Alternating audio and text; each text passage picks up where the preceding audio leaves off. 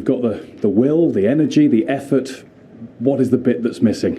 Well, I think the bit that was missing today was the goals, the finish. I mean, it was very similar to Crystal Palace, without probably as good a performance and without maybe the clear-cut chances we created that day, but certainly enough of the ball, certainly enough of pressure around their box. But yeah, our final decision, our final action, I thought was disappointing today. It's certainly something we need to work on. It's something we have worked on, especially in preparation for the game, because how they set up was no surprise to us, and it was up to us to break it down.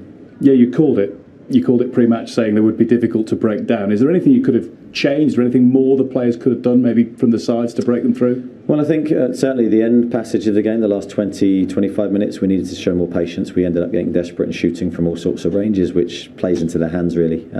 So we needed to be calm, have a cool head, and keep working the ball and keep creating pressure and keep that momentum up.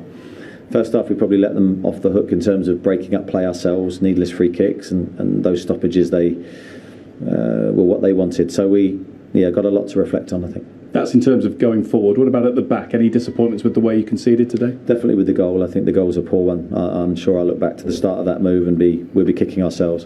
The final action looked too easy. You have to defend properly and really have real concentration in those games, so they didn't have many moments. But obviously that was one that got away from us. You've got a whole load of players who are confident striking the ball, set pieces. You've got another one to take penalties now. That was beautifully done by Isak. Yeah, it was a great finish, and it was a game where we starved him of the ball, really. We needed to do a lot better to feed him in and around the box. There's stuff to improve for him and for us, but he took his penalty brilliantly. How do you reflect as we go into the international break on the start so far? 7 games, you've only lost 1, but too many draws? Yeah, far too many draws. I think the last 2 home games we were kicking ourselves with, because I think we should have had more points.